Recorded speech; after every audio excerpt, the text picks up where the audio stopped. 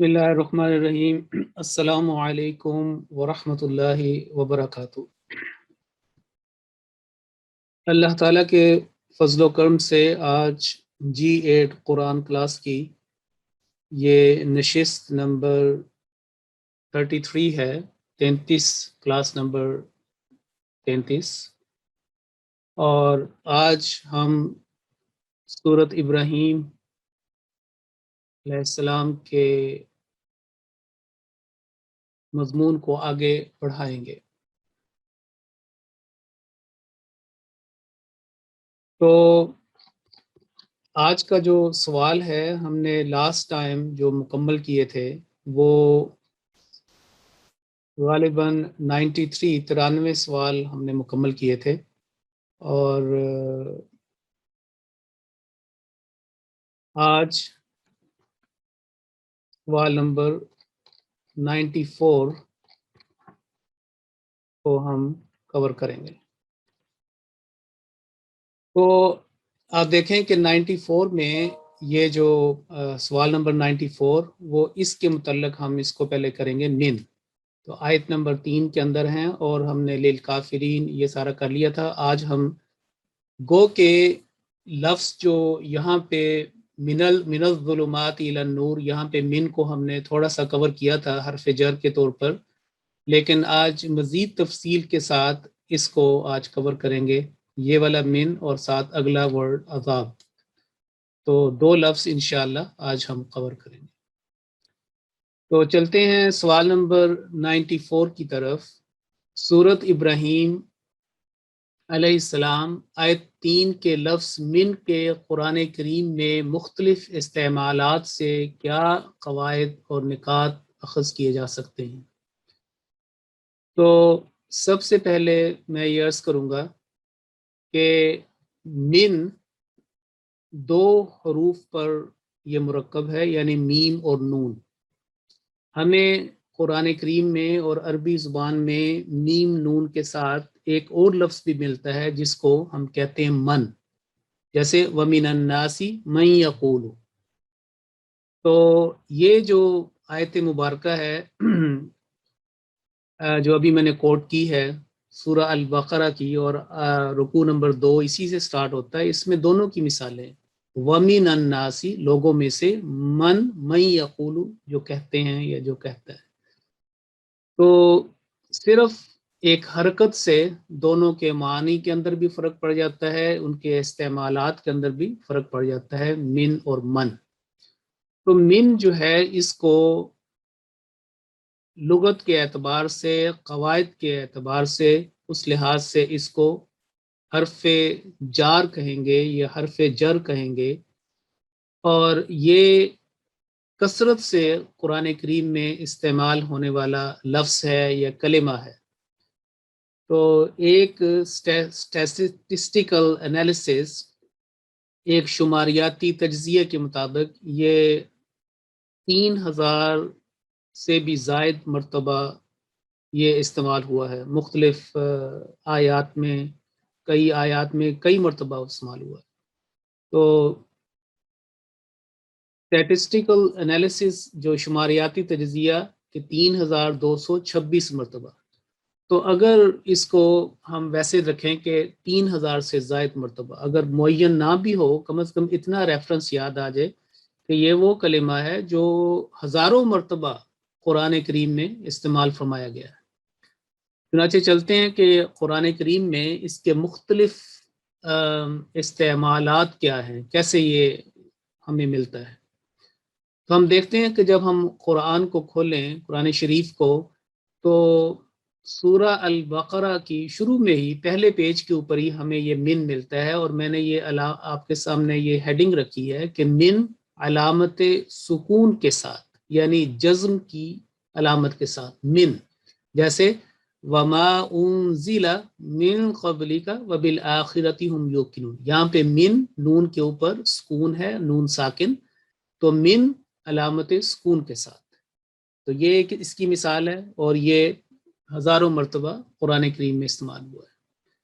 پھر اگلا جو اس کا استعمال ہم نے قرآن کریم میں دیکھا، ابھی میں نے اس کی مثال بھی دی تھی آپ کے سامنے، کہ سورہ البقرہ کا دوسرا رکوع شروع اس سے ہوتا ہے وَمِنَ النَّاسِ مَن يَقُولُ۔ اب اس میں دیکھیں یہ جو ہیڈنگ آپ کے سامنے قائم کی گئی ہے کہ من حرکت کے ساتھ، یعنی حرکت، دیکھیں عربی کا لفظ جو را ہے وہ فتحہ کے ساتھ ہے، اس کو ہم عام طور پر اردو میں اور دوسری لینگویج میں حرکت کہہ دیتے ہیں، لیکن اصل لفظ ہے حرکت، حرکتن، تو من حرکت کے ساتھ۔ تو لیکن عموماً جب ہم بات کرتے ہیں تو وہ اس میں پھر ایسی چیزیں چل جلتی ہیں، لیکن اگر فرض کریں کہ بات اگر اوپر لگانے ہوں، حرکات لگانی ہوں، اعراب لگانے ہوں اس کے اوپر جو، تو پھر اس کا یہ لفظ ہو۔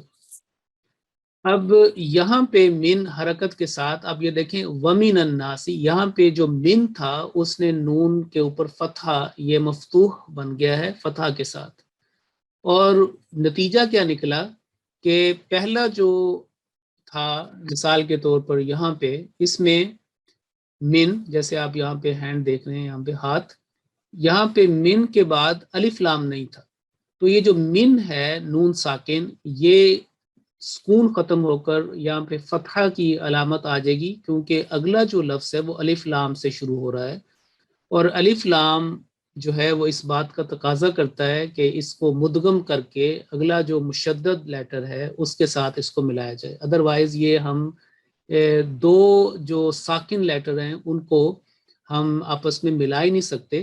تو آپ نے جیسے تجوید میں نون قطنی کا یا اور دوسرے ساکن کو متحرک سے ملانے کا اصول آپ نے سیکھا ہوگا یا سکھایا ہوگا، یہ بھی وہی ہے کہ ومن تھا اصل لفظ، لیکن آگے چونکہ ملانا ہے تو اس لیے نون کو حرکت دے کے جو اس کو فتحہ کے ساتھ ملایا گیا ومن الناس۔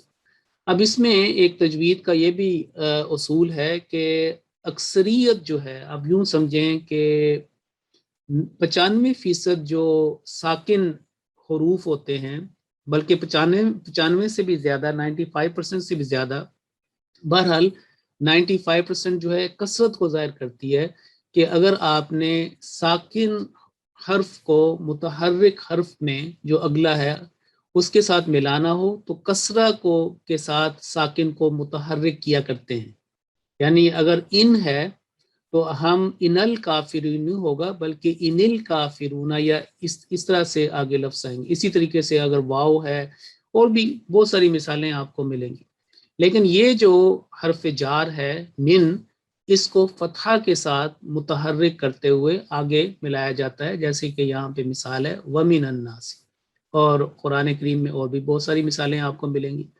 تو یہ دو صورت تھی۔ اس کے بعد آگے ہم چلتے ہیں من، جو قرآن کریم میں اس کو لام تاکید کے ساتھ یا حرف عطف ربط کے ساتھ بھی استعمال کیا گیا ہے۔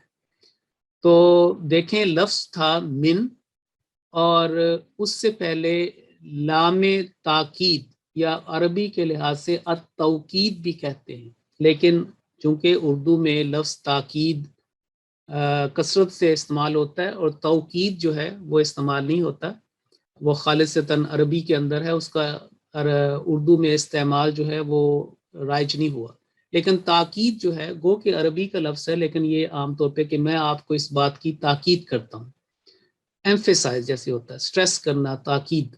تو لام تاکید سے مراد ہے کہ وہ لام فتحہ والا لام، فتحہ کے ساتھ جو تاکید لے کے آتا ہے، معنی میں شدت پیدا کرتا ہے، ایک ضرور بالضرور، اور ایک اس کے اندر ایک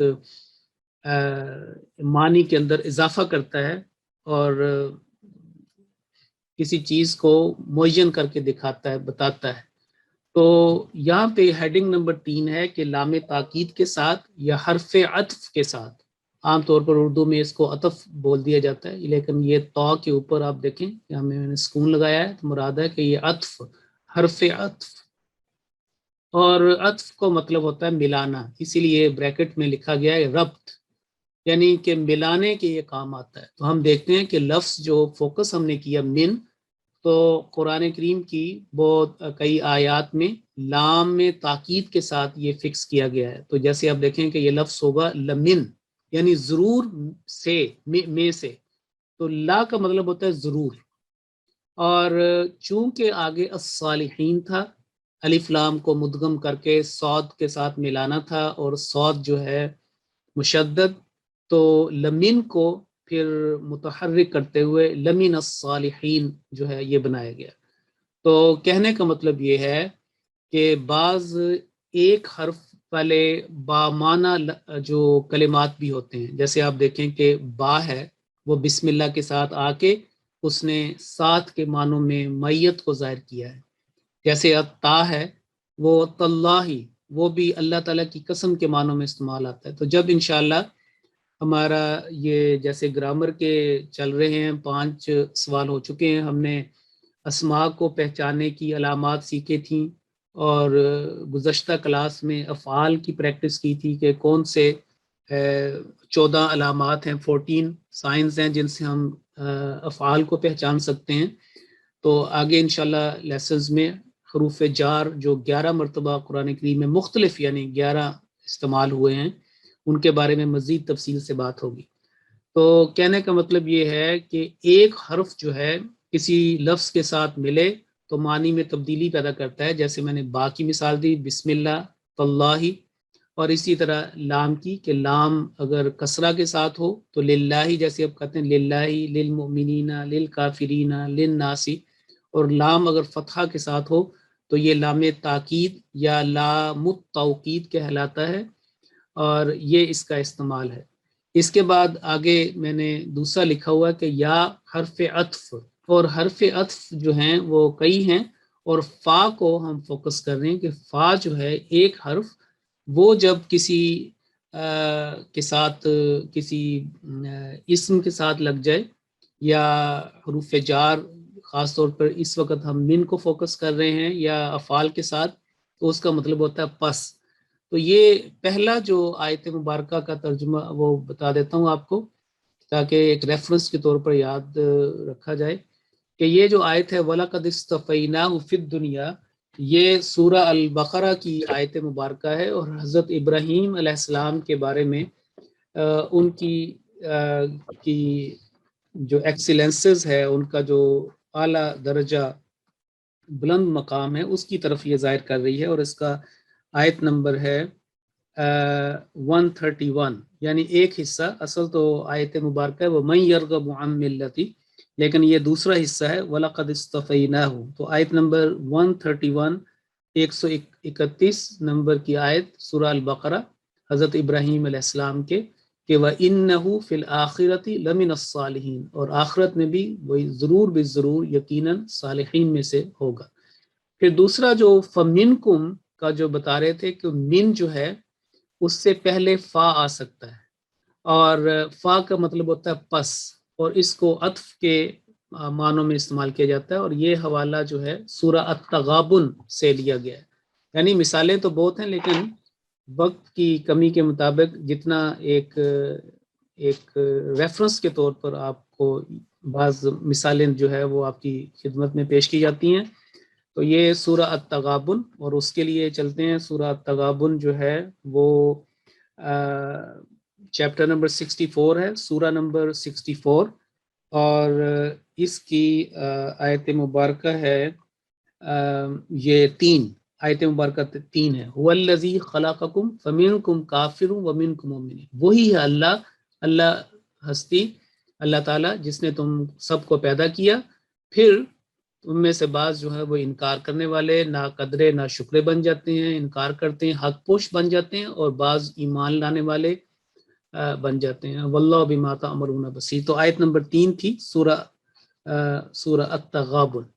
تو یہ تھا من کا تیسرا استعمال۔ اب آگے چلتے ہیں۔ من جو ہے مختلف ضمائر کے ساتھ بھی استعمال ہو سکتی ہے، یعنی جیسے افعال کے ساتھ، اسماء کے ساتھ، اسی طریقے سے حروف جو ہوتے ہیں جارہ، ان کے ساتھ بھی ضمائر استعمال ہوتی ہیں۔ ایک مثال لیجئے، فَإِمَّا يَأْتِيَنَّكُمْ مِنِّي، تو لفظ کیا تھا؟ من تھا، ساتھ نی لگایا جو ایک کو ظاہر کرتا ہے، یعنی جو اسپیکنگ پرسن ہے متکلم، کہ میری، تو منی سے مراد ہے میری طرف سے، میرے سے، فرام می، منی، اور یہ وہ خطاب ہو رہا ہے حضرت آدم علیہ السلام اور ان کی جو قوم تھی ان کی طرف چلتے ہیں سورہ البقرہ میں، اور یہ اس کا حوالہ 39 سورہ البقرہ اور آیت نمبر 39۔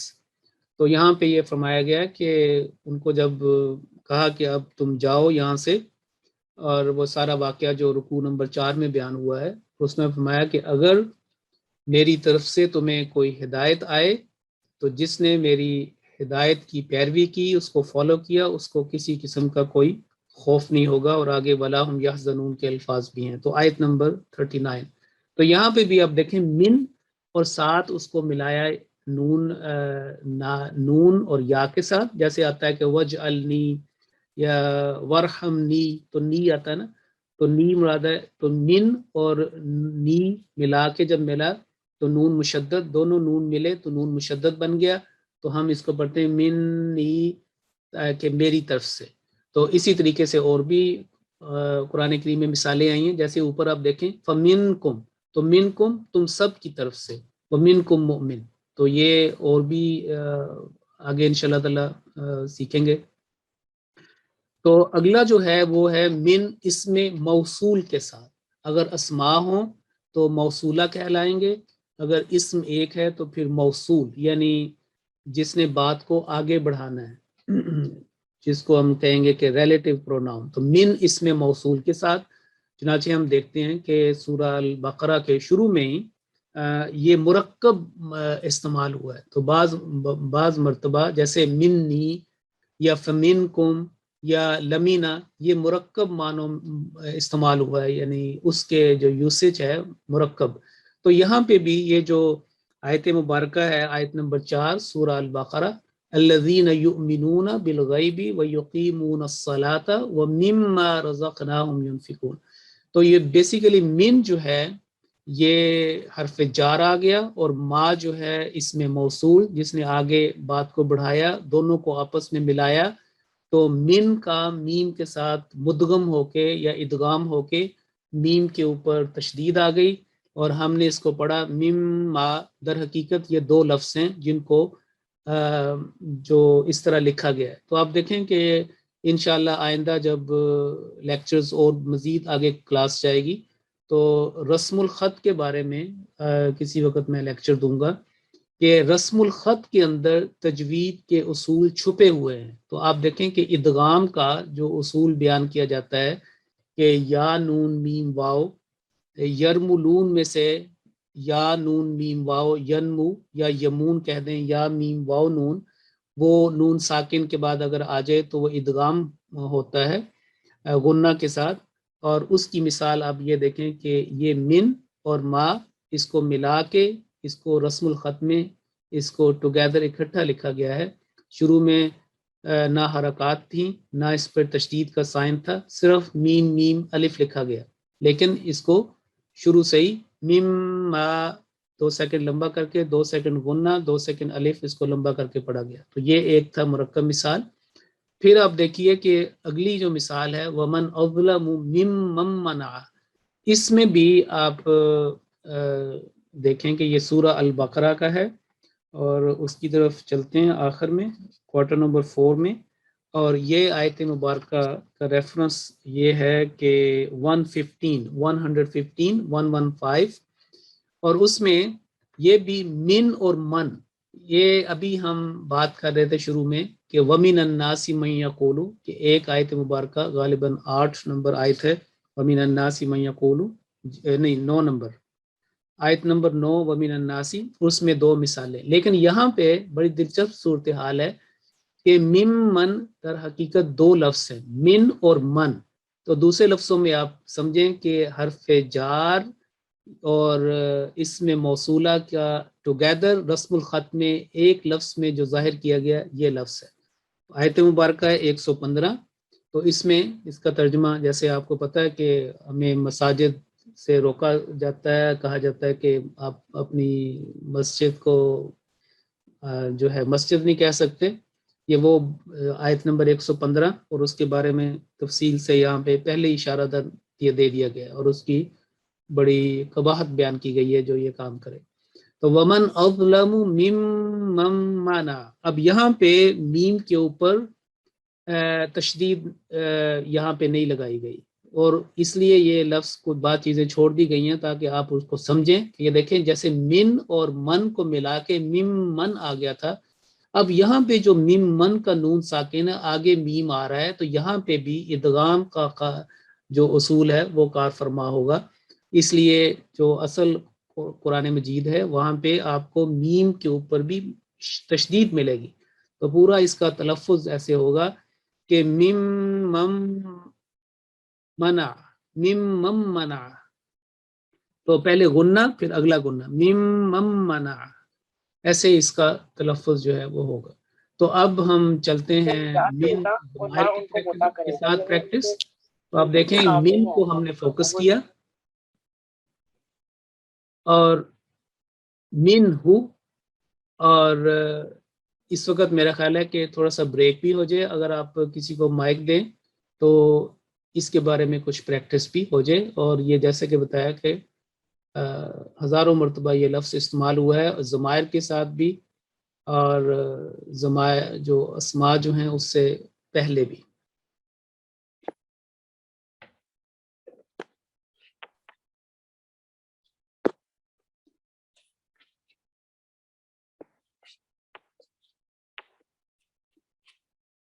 جی السلام علیکم ورحمۃ اللہ. جی 8355. السلام علیکم ورحمۃ اللہ وبرکاتہ. السلام علیکم. وعلیکم السلام ورحمۃ اللہ. آپ اس طرح کیجئے کہ یہ جو من ہے حرف جار، اس کو ہر جو یہ ضمیر ہے ضمیر اس کے ساتھ آپ لگائیں اور اس کا ترجمہ بتائیں ساتھ ساتھ. من ہو ان سے، جی من ہو ان سے، نہیں ان سے نہیں ہوگا، اس سے، اس سے. اور اس کون ہے؟ میل فیمیل مذکر؟ وہ ایک مذکر، من ہو اس سے. ٹھیک ہے، اگلا بتائیے نیکسٹ. من ہما ان دونوں سے، وہ دو مذکر یا مؤنث دونوں پہ اپلائی ہوگا. آگے چلیے. منہم، اس کا ترجمہ ہوگا ان سے، یہ سب مذکر، جمع مذکر. اور قرآن کریم کے استعمال میں جب منہم آ گیا، خاص طور پر ایک جب کسی ہدایت کی بات ہو رہی ہے، کوئی احکامات بیان ہو رہے ہیں، تو اس میں پھر سارے مذکر مؤنث سارے بھی، انلیس کے اسپیسیفائی ہو، ادروائز سارے مراد ہوتے ہیں. ٹھیک ہے نا؟ من کا، جی من کا وہ ایک مذکر حاضر، جی اس سے، تم سے، تم سے ٹھیک ہے. ترجمہ. اور من کی، تم سے، تجھ سے. ٹھیک ہے. اور ہاں من کی تم ایک مذکر مؤنث، تم ایک مؤنث حاضر، تم سے. ٹھیک ہے. اور آگے نیکسٹ. من کما دو مذکر مؤنث دونوں کے لیے، حاضر، تم دونوں سے. جمع کے لیے جمع ٹھیک ہے. نہیں، دو ہے نا، ٹو کے لیے. نہیں، کما کی بات کر رہی ہیں. جی کی ہاں کما ٹھیک کم، ہے ٹھیک ہے ٹھیک ہے. کمار. ٹھیک ہے. اچھا ہاں. اب کم میں جمع کے لیے ہے، اور اس میں مذکر کے لیے. مذکر کے لیے. ٹھیک ہے. گڈ. ہاں اور جمع مذکر مؤنث دونوں کے لیے. کون سا والا؟ کم نہیں، یہ مذکر کے لیے. مذکر کے لیے وہ کننا آتا کننا. ہے. جی کننا، ہاں کی کما کننا. جی لیکن جہاں پہ بھی ایسا کوئی بات میں نے بتایا نا، اس میں سارے مراد ہوتے ہیں. لیکن بہرحال اگر فرض کریں یہاں پہ الرجال کہیں آئے تو پھر وہ انہی کی بات ہوگی. ویسے قرآن کریم کا جو خطاب کا جو طریقہ کار ہے، اسلوب خطاب جو ہے، اس میں پھر ساری فیملی، سارا ایوری بڈی از انکلوڈیڈ. چلیں جی نیکسٹ چلیں آگے. یا تو متکلم کے لیے ہوتا ہے، منی ہوگا، پھر اس کو جب لکھیں گے تو نون ایک بالکل ایڈ کر کے نون اور آ جائے وہ مجھ سے پھر ترجمہ ہوگا. بالکل نی آ جائے گا. اس کی وجہ یہ ہے کہ یا جو ہے یہ ویسے اصطلاحاً یہاں پہ یہ لکھا گیا ہے، لیکن جیسے آپ کو انشاءاللہ پھر آگے جب چلیں گے تو بعض اوقات جو ہے وہ یا سمپل لگایا جاتا ہے، بعض اوقات جو ہے وہ نون کے ساتھ، تو وہ پھر ہم اس کے اوپر بات کریں گے مزید کھول کے. نا کا کریں. منا، یہاں پہ بھی نون پہ مشدد. ہم سب سے یہاں پہ جمع ہے، جمع متکلم کا. آتا نا ربنا تقبل منا، ہماری طرف سے، ٹھیک ہے. اور حضرت مریم جو تھیں علیہ السلام کی جو والدہ تھی، انہوں نے کیا کہا تھا؟ فتقبل منی انک انت السمیع العلیم. میں یہ بچہ جو ہے آپ نظر کر رہی ہوں، پرومس کر رہی ہوں. تو فتقبل منی، حضرت ابراہیم اور حضرت اسماعیل نے جب وہ خانہ کعبہ کی دیواریں اٹھا رہے تھے، تعمیر کر رہے تھے، تعمیر نو، فرمایا ربنا تقبل منا، اور باقیوں کی مثالیں ہوگی. ٹھیک ہے، جزاکم اللہ. اب آگے چلتے ہیں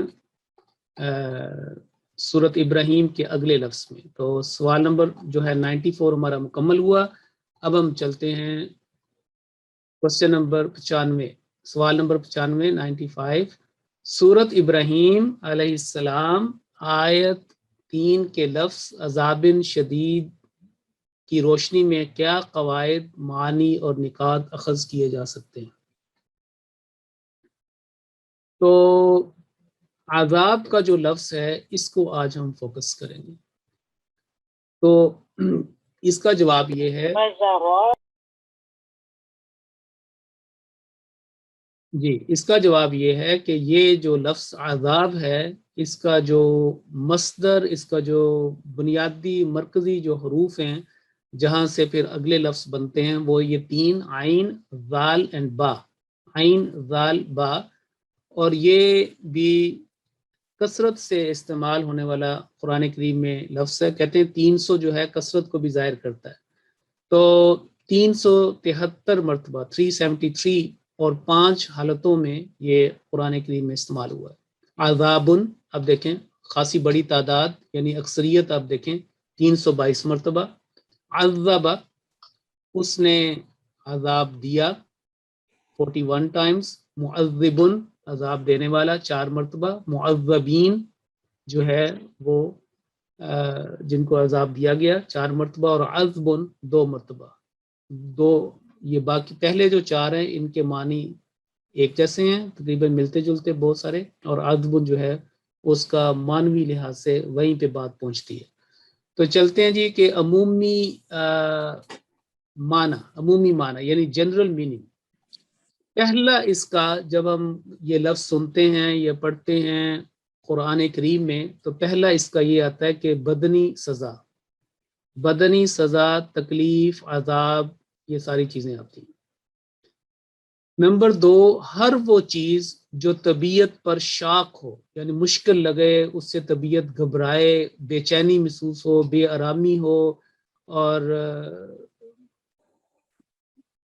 اضطراب کا باعث بنے، وہ بھی اس کا عذاب کے معنی میں. اور اس سے اذیت محسوس ہو، ہر وہ چیز جو طبیعت پر مشکل شاق ہو اور اس سے اذیت اور اضطراب محسوس ہو، تکلیف بھی، وبال جان اگر آپ دیکھیں وہ بھی. حدیث نبوی صلی اللہ علیہ وسلم میں ہے السفر قطعۃ من العذاب، کہ جو سفر ہے وہ عذاب کا ٹکڑا ہے. ٹکڑا، قطع، a part of this torment. اس کی جو جمع ہے عذاب کی وہ 2 آتی ہیں. یا تو ہوگا عاذبۃ، جو تا جمع کے لیے استعمال ہوتا ہے. غالباً پچھلی دفعہ یہ کسی نے سوال بھی کیا تھا کہ تا جو تا مربوطہ ہے، یہ تا کی مختلف قسمیں کون کون سی ہے، مؤنث کے لیے استعمال ہوتی ہے، اس کے لیے، اس کے لیے. تو اب یہ دیکھیں کہ تا جو ہے یہ جمع کے لیے بھی آتی ہے، استعمال ہوتی ہے. تو عاذبۃ ایک اس کی آ گئی. اور عذابات یہ بھی اس کی جمع ہے. تو یہ 3 اس کے عمومی معنی جب ہم قرآن کریم میں پڑھا جاتا ہے کہ ان کے لیے عذاب ہے اور یہ بات ہے، تو یہ 3 چیزیں جو ہے وہ آتی ہیں. یعنی فزیکل ٹورمنٹ بھی ہے، اور جو دوسرا اسپرٹ کے لحاظ سے میٹا فزیکل، وہ بھی اس میں آ جائے گا۔ عذاب کی لغوی تحقیق یعنی لغت القرآن کی طرف چلتے ہیں۔ لفظ عذاب کی اصل میں اختلاف پایا جاتا ہے۔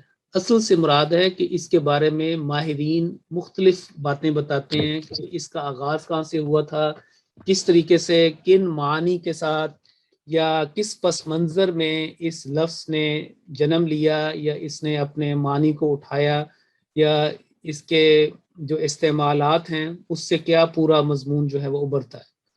تو ماہرین جو ہیں لغت کے، آپ دیکھیں کہ بڑے بڑے ماہرین پیدا ہوئے ہیں۔ اگر جیسے ہم گزشتہ کلاسز میں بعض اوقات ہم نے بعض کتابوں کی بات کی ہے، مفردات کی بات کی ہے، اقرب الموارد کی بات کی ہے، کلیات کی بات کی ہے، اور بھی اس طرح کی کتابیں۔ تو اسی طرح بعض گرامیرینز گزرے ہیں بڑے مشہور۔ تو جیسے جیسے آگے بڑھے گا ان جو شخصیات ہیں لغت القرآن پہ جنہوں نے اپنی زندگیاں لگا دی، ان کا بھی تعارف پیدا ہوگا، بتایا جائے گا۔ تو موقف اول یہ ہے کہ یہ عذب الرجل، عذب الرجل، یہ جو ضاد ہے یہ آپ سمجھیں کہ یہ ہر ایک جو فعل ہے، ایکشن ورڈ ہے، اس سے گزرنے کا ایک دروازہ ہے جس کو باب کہتے ہیں۔ انشاءاللہ جب بات آگے جائے گی تو اس کے بارے میں مزید بات ہوگی۔ تو جیسے ایک بڑی بلڈنگ ہے، اس میں مختلف دروازے بنائے گئے۔ اگر آپ کسی کو عمرہ پہ یا حج پہ جانے کا اتفاق ہو تو آپ دیکھیں کہ جو بیت الحرام ہے، مسجد مکہ میں، وہاں پہ مختلف انہوں نے ابواب قائمی، یہ باب اس کا ہے، یہ فلاں باب ہے، یہ فلاں باب، اس سے گزر کے ان کا مین فوکس وہی ہوتا ہے کہ وہاں پہ جا کے زیارت کریں، طواف کریں، دعائیں کریں، لیکن مختلف ابواب سے ہیں۔ تو باب کے اوپر ہم نے پہلے بات بھی کر دی تھی اس میں کہ جنت کے 8 دروازے اور جہنم کے 7، اس کا لہا 7 ابواب۔ تو یہ جو عربی میں جو افعال ہیں ان کے بھی مختلف دروازے ہیں جن سے وہ داخل ہوں تو ان کے معنی متعین ہوتے ہیں، اور ایک چیز ایک دروازے سے داخل ہو اس طریقے سے اس کو الاؤ ہے، دوسرے میں ہو تو اس کی شکل بدل جائے گی، اس کے معنی میں جو ہے وہ کچھ نہ کچھ فرق آ جائے گا۔ بنیادی طور پر وہی چیز رہے گی، لیکن اس کی کچھ جو حیت ہے، اس کی جو شکل ہے، فارم ہے، وہ چینج ہو جائے گی۔ تو یہ موقف اول یہ ہے کہ یہ عذب الرجل کے محاورہ سے مشتق ہے، یعنی اس نے پیاس کی شدت کی وجہ سے کھانا اور نیند چھوڑ دی۔ اتنی شدت کی پیاس تھی کہ کھانا اور نیند چھوڑ دی، یعنی کہ وہ تکلیف جو ہے اس کو اتنی تھی کہ نہ اس کو نیند آ رہی تھی اور کھانا بھی اس کے لیے کوئی چیز نہیں تھی۔ وہ کہتا تھا کہ مجھے کچھ اتنا پیاسا تھا، اتنا مجھے کوئی پانی مل جائے کہ میں یہ میری سب سے اس کی جو برننگ ڈیزائر تھی وہ یہ تھی، پیاس کی شدت کی وجہ سے کھانا اور نیند چھوڑ دی۔ اور جو شخص اس طرح یعنی اس حالت میں کھانا اور سونا چھوڑ دیتا ہے اسے عاذب و عذوب کہا جاتا ہے، یعنی عاذب بھی کہتے ہیں اور عذوب بھی کہا جاتا ہے۔ تو لہٰذا یہ جو تعذیب ہے جس کو ہم کہتے ہیں اردو میں ایذا رسانی یا سزا دینا پانا، کہ اصلی معنی ہے کسی کو بھوکا اور بیدار رہنے پر اکسانا، کہ بھوکے بھی رہو اور جاگتے بھی رہو، یعنی ایک قسم کی سزا ہے۔ اس سے بڑا بھی کیا ہو سکتا ہے، کیونکہ انسان جب اس کا کھانا وغیرہ اس کو مل جاتا ہے تو فطری طور پر وہ آرام کرنا چاہتا ہے، اور نیند بھی آتی ہے۔ عام طور پہ آپ دیکھا ہوگا کھانا کھانے کے بعد نیند آتی ہے۔ تو یہ بھی ہے کہ کسی کو بھوکا رکھنا اور اس کو بیدار رہنے پر اکسانا، تو ڈبل ایک قسم کی پنشمنٹ۔ پھر موقف دوم یہ ہے کہ بعض کے نزدیک یہ عذبن کا مطلب ویسے ہوتا ہے شیریں، بڑا خوشگوار، شیریں اور کھانے پینے میں اچھا، یہ عذبن سے مشتق ہے، یعنی وہاں سے یہ اس کو کنکلوڈ کیا گیا، ڈیرائیو کیا گیا۔ ماء عذبن کے معنی خوشگوار اور ٹھنڈا میٹھا پانی کے ہیں۔ قرآن کریم کی یہ سورہ ہے، سورہ الفرقان 25 اور آیت نمبر 54 ھذا عذب فرات، تو یہ خوشگوار ٹھنڈا میٹھا پانی، تو عذب فرات با فرات جو ہے اس کے بارے میں، اس کو پانی کی یہ تعریف جو ہے اس کی صفات بیان کی گئی ہیں. لہذا عذبتہ کے معنی ہے میں نے اس سے زندگی کی لذت اور خوشگواریوں سے محروم کر دیا. یعنی اگر کہو کہ عذبتہ، مراد ہے کہ میں نے اس شخص کو زندگی کی لذت ایسا اس کو میں نے سزا دی یا اس حالت میں پہنچایا کہ زندگی کی لذت سے اور خوشگواریوں سے محروم کر دیا. جیسا کہ لفظ مرضتہ کہ میں نے اس سے مرض کو دور کیا، اس کی بیماری کو دور کر دیا، مرض یعنی کہ یہ اس انداز میں. اور قضیتہ میں نے اس کی آنکھ سے تنکا نکالا. تو مفردات راغب میں یہ 3 مثالیں ہیں کہ عذبتہ کہ میں نے اسے زندگی کی لذت سے اور حلاوت سے محروم کر دیا، مرضتہ میں نے اس سے اس کی بیماری، اس کا مرض دور کر دیا، اور قضیتہ میں نے اس کی آنکھ سے تنکا نکالا. آپ نے دیکھا کہ بعض اوقات چلتے ہوئے ہوا میں کوئی چھوٹی سی چیز آ جائے تو بڑی تکلیف دہ ہوتی ہے، اور یہ قضیتہ جو ہے اس مفہوم کو ظاہر کرتا ہے. پھر موقف سونپ یہ ہے، یعنی دوسرے لفظوں میں آپ یہ دیکھیں کہ یہ اس کا جو روٹ لیٹرز ہیں یا یہ ساری اس میں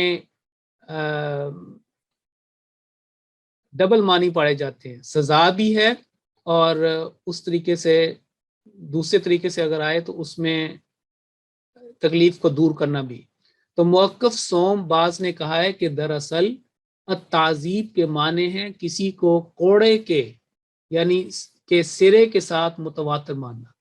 یعنی کہ ایک اگر سزا دینے کے لیے اگر ایک سونٹا ہے یا اگر چمڑے کا جیسے آپ کہتے ہیں کہ فلوگنگ، اگر آپ سورہ نور کے شروع میں اس چیز کا ذکر آتا ہے فلوگنگ کہ یہ ہو تو یہ اتنے ہوگا سزا کے طور پر، تو اس کے سرے سے متواتر مارنے کو التعذیب کہتے ہیں. یعنی ایذا رسانی، اس کو مارنا، اس کو سزا دینا.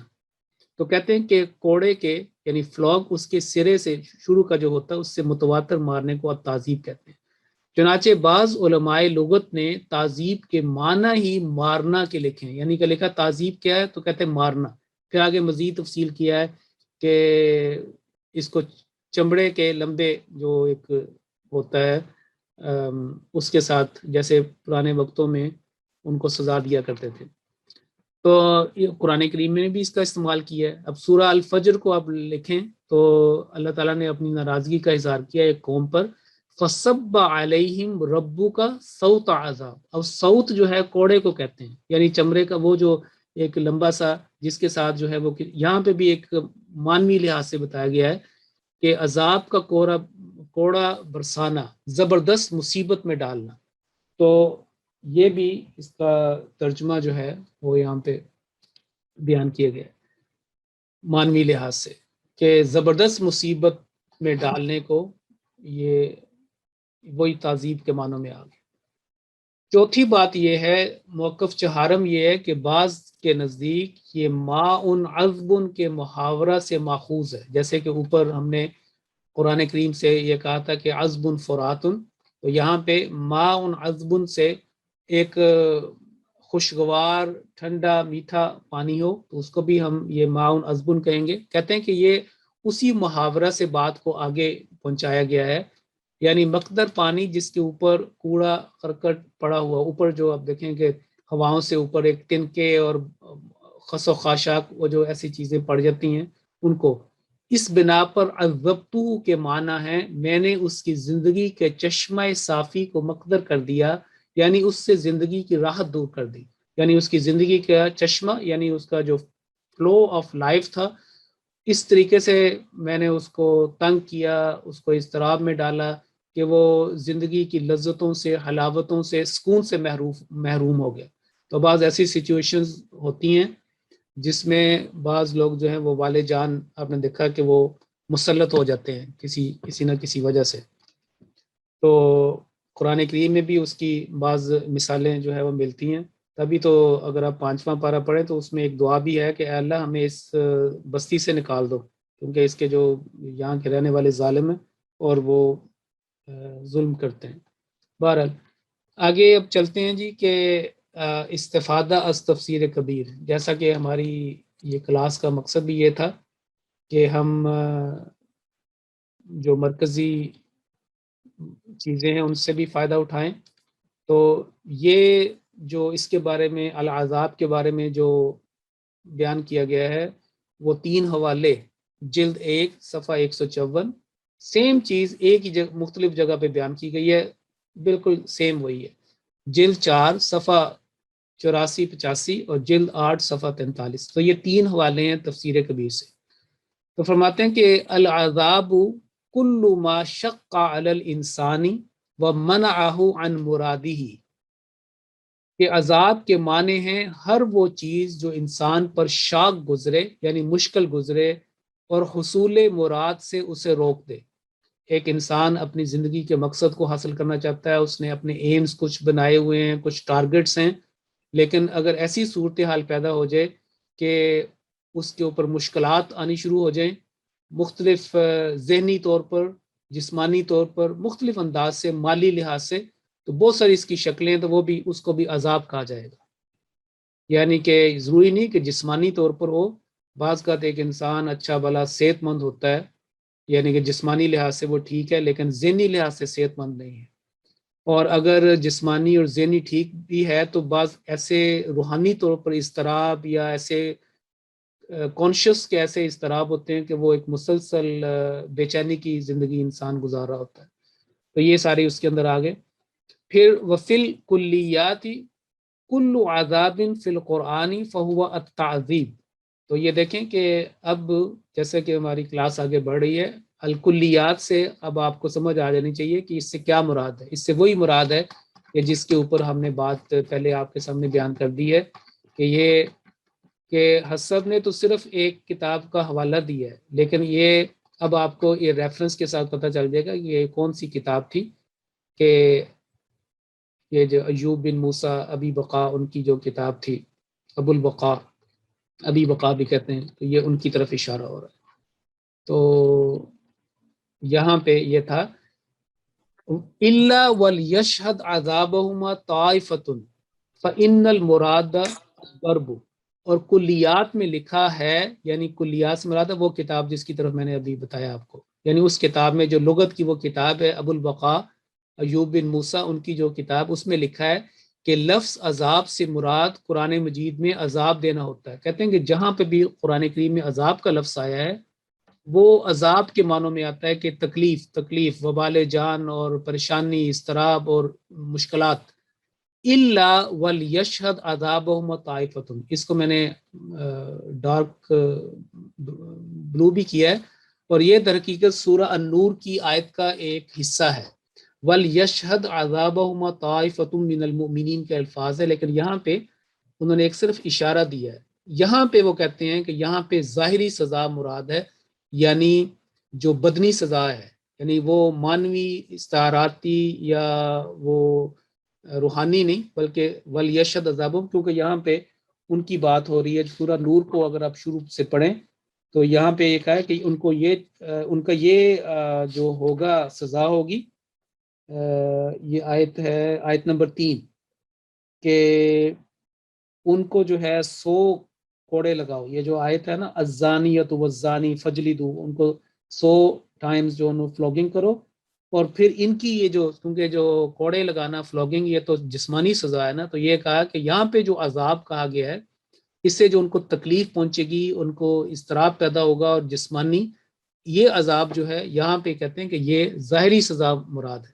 اور آگے آپ دیکھیں کہ یہ لکھا، اور اقرب نے بھی اس کا حوالہ دیا، یعنی اقرب الموارد کے اوپر بات کر چکے ہیں ہم، تو یہ تھا اس کا کہ فی الکلیاتی تمام جگہ التعذیب کے معنی میں قرآن میں، لیکن یہ جو لفظ ہے سورۃ نور کی آیت نمبر 3 میں جو عذاب کی بات ہو رہی ہے، اس سے وہ ظاہری سزا ہے جو ان دونوں کو ملے گی جن کے بارے میں شریعت کا یہ حکم ہے، جب وہ اپنی شرائط کے ساتھ نافذ ہو۔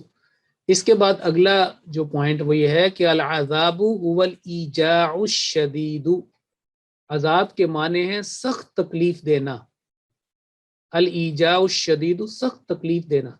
فالتعذیب فی الاصل هو حمل الانسان ان یعذب ای یجوع ویسہر، یعنی اگر مادہ کے لحاظ سے اس کے مرکزی حروف کے اعتبار سے اس کی جو اصل ہے جذر، اس کی اس کے حساب سے اس کو دیکھا جائے تو اس کے معنی ہیں کہ کسی کو بھوکا اور بیدار رہنے پر آمادہ کرنا، جیسا کہ میں نے یہاں پہ بھی آپ کو بتایا کہ کسی کو بھوکا اور بیدار رہنے پر اکسانا یا اس کو مجبور کرنا کہ بس وہ ایسے رہے، تو یہ ہے بیدار رہنے پر آمادہ کرنا، یعنی وہی اکسانا، کیونکہ عذب الرجل کے معنی ہیں اس نے کھانا پینا ترک کر دیا۔ تو آئی یہ جو لکھا ہوا نا کہ آئی مراد ہے یعنی آئی۔ پھر اگلا پوائنٹ یہ ہے کہ وقیلا اور کہا جاتا ہے یا کہا گیا ہے اصلہ من العذب کہ عذاب کا جو لفظ ہے وہ عذب سے نکلا ہے، فعذبتہ ای ازلت عذب حیاتی، جب اس کا مطلب ہو کہ عذبتہ کہ میں نے اسے عذاب دیا، تو مراد ہے کہ میں نے اس کو زندگی کی حلاوت سے مٹھاس سے محروم کر دیا۔ تو اس کا ترجمہ یہ ہے کہ بعض نے کہا ہے کہ عذاب عذبن سے نکلا ہے، جس کے معنی میٹھے پانی کے ہیں، ہم اوپر پڑھ چکے ہیں کہ ماؤن عذبن۔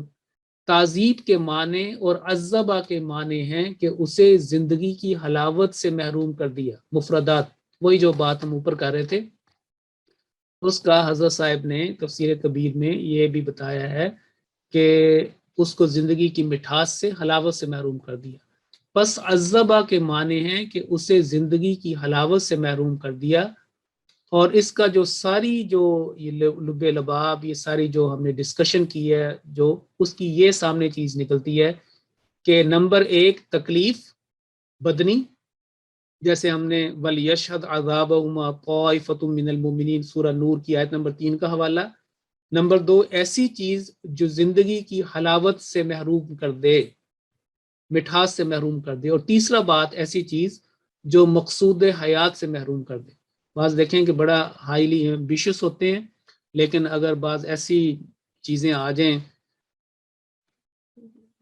قرض کے معاملے ہیں، صحت کے معاملے ہیں، اور مالی معاملات ہیں، اور کئی ہیں، تو انسان جو ہے وہ اس کے جو بعض ٹارگٹس ہوتے ہیں یا ایمز ہوتے ہیں وہ کئی سال پیچھے چلے جاتے ہیں، یا اس سے وہ نہیں ہوتے کسی وجہ سے۔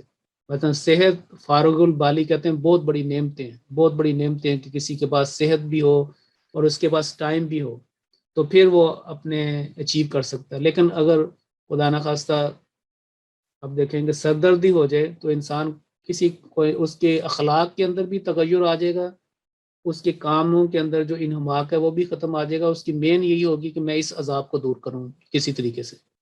چھوٹی سی بھی چیز لے گئے تو صحت اور جو فارغ البالی یعنی ٹائم، ہیلتھ اینڈ ٹائم بہت بڑی ہر چیز اللہ تعالیٰ کی نعمت ہے، لیکن صحت کے بغیر نہ تو کوئی جسمانی کام ہو سکتا ہے، نہ کوئی روحانی، نہ کوئی دنیا کی خدمت ہو سکتی ہے، نہ دین کی خدمت ہو سکتی ہے۔ تو نبی کریم صلی اللہ علیہ وسلم نے اسی لیے یہ دعا ہمیں سکھائی ہے کہ اللہم انی اسألک العفو والعافیۃ فی الدنیا والآخرہ، کہ اے اللہ میں تجھ سے عفو کا اور عافیت کا سوال کرتا ہوں، دعا کرتا ہوں، اس دنیا میں بھی، فی الدنیا والآخرہ۔ اس کو اگر ہم پلورل کر لیں تو ایسے بن جائے گا اللہم انا نسألک، اللہم انا نسألک العفو والعافیۃ فی الدنیا والآخرہ۔ العفو وہی ہے جیسے وہ جو دعا سکھائی ہے کہ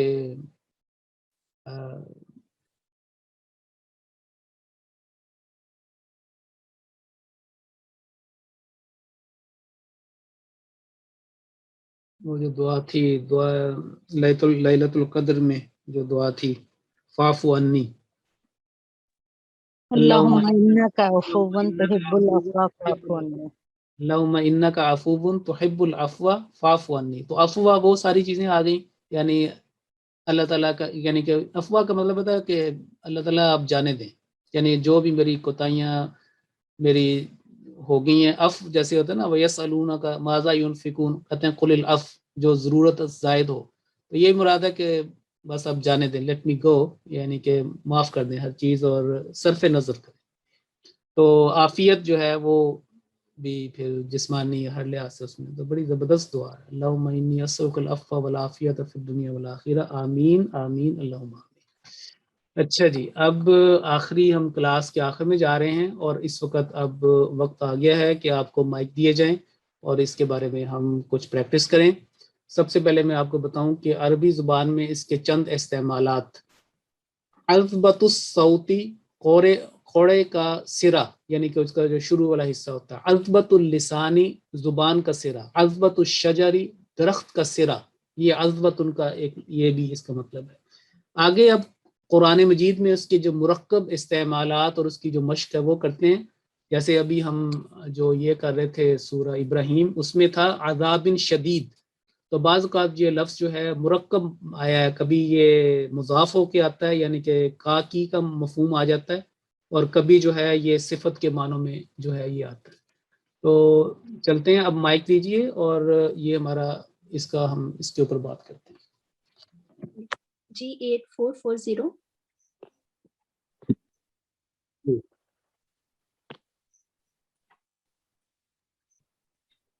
अस्सलाम वालेकुम।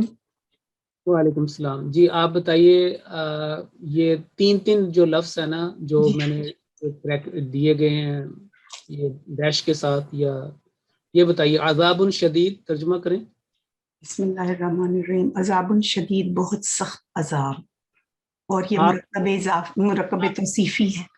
जी आपको हर दफ़ा माइक कौन दे देता है आपको? मैंने हाथ ठीक है, खड़ा नहीं, किया, मैंने हाथ खड़ा किया है हाफ़िज़ साहब। नहीं, मैं खुश हूँ, मैं वैसे ही कह रहा हूँ माशाल्लाह आप। मैं हाथ खड़ा करती हूँ, मुझे पहले हाथ खड़ा करना ही नहीं आता था। वो नहीं, मैं सीखा है खुश तो हूँ। अब मैं जल्दी से कर देती हूँ। ठीक है, चलिए बयान कीजिए। अज़ाबुन शदीदुन। अज़ाबुन शदीदुन ये मुरक्कब तौसीफी है और पहले नजर ये आ रहा है, और बहुत सख्त अज़ाब।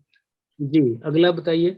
अज़ाबुन मुक़ीम, कायम रहने वाला अज़ाब, मतलब जी ना जाने वाला, अज़ाबुल हमेशा मुक़ीम रहने वाला। यानी कि कायम रहने वाला, अज़ाब दाइम भी इसको कहेंगे, जी और जो मसलन आके ठहर जाए और चलता चला जाए, अज़ाबुल जी। मुक़ीम। ठीक है, और अगला। अज़ाबुन दाइम वही है जो ठहर जाने वाला अज़ाब। ठीक है, अज़ाबुन दाइम भी वही है, दर हकीकत ये उसी का ही था, जी, अज़ाबुन दाइम दाइम। एंड मुकीम वेरी हाँ जी, सिमिलर। वैसे ये नहीं, कुरान करीम में ऐसे नहीं आया, लेकिन अज़ाबुल मुक़ीम को ही अज़ाबुन दाइम कहा जाएगा। ठीक है, एक और और ये बता दें। तीनों ही मुरक्कब तौसीफी हैं। मुरक्कब तौसीफी, ठीक है। चले जी नेक्स्ट माइक दीजिए। G8160.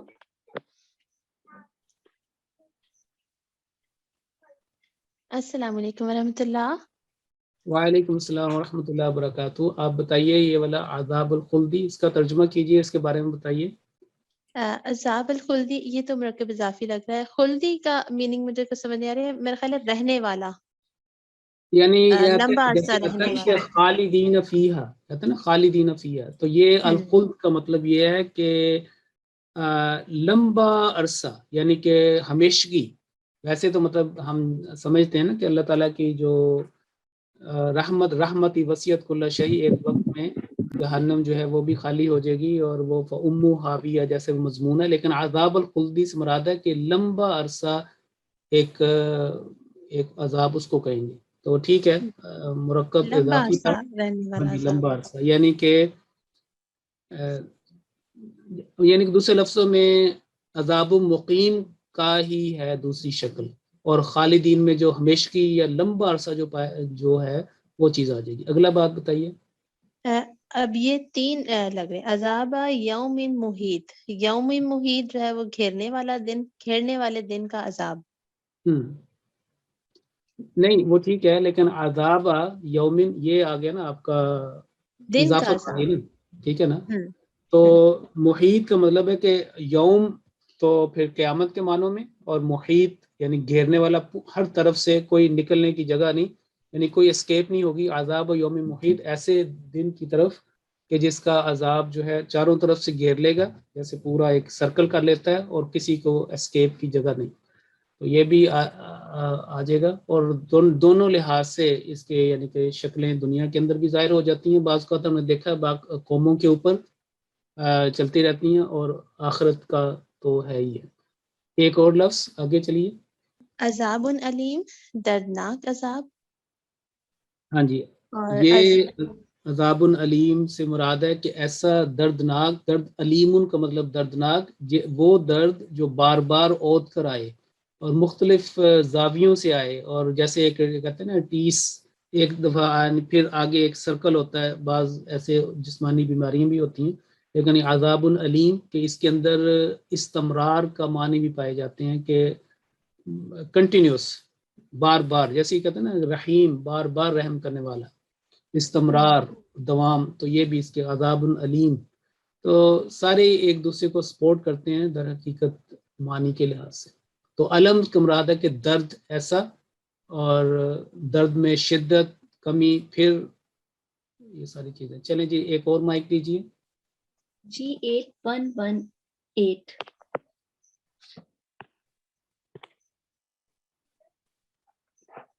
G8118. بسم اللہ الرحمن الرحیم. جی جی بتائیے عذاب السعیر سے کیا؟ جی ٹھیک ہے. عذاب السعیر یعنی بھڑکنے والا، جیسے آگ بھڑکائی جاتی ہے، جلنے والا. ٹھیک ہے، جلنے جلنے والا، والا ٹھیک. عذاب جس کے اندر جیسے چیزیں روسٹ ہوتی ہیں نا، اور وہ عذاب السعیر. سعیر یعنی جہنم کا ایک نام ہے، اور اس کا تعلق آگ سے ہے. اور عذاب الحریق. جی جی سورہ بروج میں بھی ہے. اگلا بتائیے. عذاب واسب یعنی چھا جانے والا عذاب. اس کا مطلب ہے چمٹنے والا، جی ایسا یعنی کہ ایسا عذاب جس میں انقطاع نہ ہو، وہ ٹوٹے نہیں، وہ جاری رہے، اور اس کے اندر منقطع نہ ہو، منقطع نہ ہو. جی یہ صفت ہے اس کی. سورہ صافات کے اندر ہے. اور اگلا ایک اور بتائیے. عذاب الجحیم. جہیم دوزخ جہنم کو کہتے ہیں. جی تو جی اس کا مطلب بھی یہ ہے جنت جہنم کا یا آگ کا عذاب بھی کہہ سکتے ہیں. جی عذاب النار کو یہ آئے گا. وقیم عذاب الجحیم. فرشتوں کی یہ دعا ہے نا وہ مومنین کے حق میں کہ اللہ تعالیٰ ان کو جنتیں داخل کر اور ان کو عذاب جحیم سے نجات عطا فرما. یہ وہاں پہ سورہ غافر کے اندر میں یہ ہے. اچھا جی ایک اور مائک دیجیے پلیز. G8441. السلام علیکم. وعلیکم السلام ورحمۃ اللہ. جی آپ بتائیے عذاب الہون سے کیا مراد ہے؟ عذاب الہون ذلیل کرنے والا عذاب، ذلت کا بالکل، عذاب. جس سے ذلت ہو اور اس سے بہت زیادہ جو ہے نا رسوائی، ذلت، وہ والی ساری چیزیں، یعنی کہ جیسے جی وہ ساری چیزیں آ جائیں گی اس کے اندر. الہون. ایک اور بتائیے. عذاب السموم میں گرم ہوا کا عذاب. جی گرم ہوا، تیز گرم ہوا جس سے انسان کی جلد جو ہے وہ جلنے لگے، یا اس کو سخت جو ہے تکلیف ہو، درد ہو، اضطراب ہو، وہ عذاب السموم.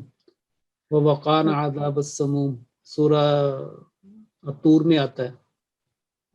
واقعہ یاد آیا کہ حضرت عائشہ رضی اللہ تعالیٰ عنہا کے بارے میں آتا ہے کہ ان کے بھانجے کہتے ہیں کہ ایک دفعہ میں آپ کے گھر میں گیا ملنے کے لیے، تو آپ یہ آیت مبارکہ پڑھ رہی تھی، یہ سورہ الطور کی ووقان عذاب السموم فمن اللہ، یہ والی آیت مبارکہ پڑھ رہی تھی. اور کہتے ہیں میں کافی اپنے بازار سے ہو کے بھی آ گیا اور اپنا کام جو کرنا تھا، کوئی چیز لینی تھی، لے کے آیا، تو آپ اسی آیت مبارکہ کو دہرا رہی تھیں. تو یہ فمن اللہ علینا ووقانا عذاب السموم سورہ الطور، آیت نمبر بتا دیتا ہوں. تو اس طریقے سے جو صحابہ اور بزرگان جو ہے وہ تکرار کیا کرتے تھے بار بار اس کا. تو یہ آیت نمبر کو آیت نمبر ہے 28 سورہ الطور چیپٹر 52 سورہ نمبر 52، اور یہ فمن اللہ علینا، بس اللہ تعالیٰ نے ہم پر بہت احسان کیا، ووقان عذاب السموم، اور یہ عذاب سموم گرم ہوا کے پیڑوں سے، دوزخ کے گرم ہواؤں سے ہمیں بچا لیا اور اسلام کی نعمت عطا کی. اچھا جی اگلا بتائیے. عذاب مستقر آ کے ٹھہر جانے والا عذاب. ٹھیک ہے، جس کا استقرار ہو. ٹھیک، اور اگلا بتائیے. یہ عذاب السعیر تو عذاب السعیر یہ بھی جلنے کا بات ہو عذاب. گئی. عذاب النار آگ کا عذاب. ٹھیک ہے، آگ کا عذاب. عذاب الخزی وقینا عذاب النار. عذاب الخزی جی آگ کے وقینا عذاب النار، اور ہمیں آگ کے عذاب سے بچا. عذاب الخزی خزی ذلیل کرنے والا عذاب. ذلیل کرنے والا، رسوائی کرنے والا، وہی تھا عذاب الہون اور عذاب الخزی، یہ ہم جی. مانا ہے. اور آخری صوت عذاب یہ ہے کہ عذاب عذاب کا سخت کوڑا.